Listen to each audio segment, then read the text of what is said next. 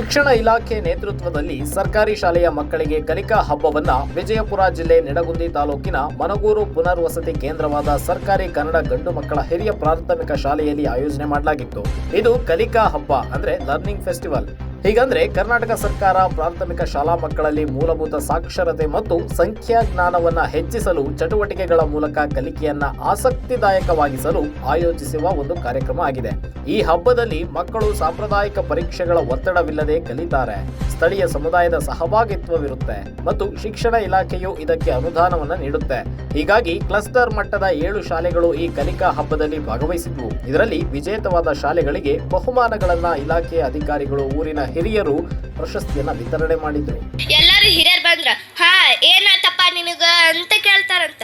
ಇಲ್ಲ, ನಾ ಬಾಳ ಮುಪ್ಪಾಗಿನಿ, ನಾನು ಇನ್ನ ಬಾಳ ದಿನ ಬದುಕಂಗಿಲ್ಲ, ನನ್ನ ಹತ್ರ 19 ಒಂಟಿ ಅದಾವು, ಅವನ್ನ ನನ್ನ ಮಗಗ ಅರ್ಧ ಒಂಟಿ ಕೊಡ್ರಿ, ನನ್ನ ಮಗಳಿಗೆ ಗಿರ್ದ ಒಂಟಿ ಕೊಡ್ರಿ, ನಾನು ಇಷ್ಟು ದಿನ ನೋಡ್ಕೊಂಡಿದ್ನಲ್ಲ ನನ್ನ ನಾಳಿಗೆ 4ನೇ ಒಂದು ಒಂಟಿ ಕೊಡ್ರಿ ಅಂತ ಹೇಳ್ತಾರಂತ. ನಾ ಇದಿಷ್ಟು ಹೇಳಿ ಅವ್ರ ಕಣ್ಣು ಮುಚ್ಚಿಬಿಟ್ಟು ಸಂಪೂರ್ಣ ನ್ಯೂಸ್, ನಮ್ಮ ನಡಿಗೆ ವಾಸ್ತವದ ಕಡೆಗೆ.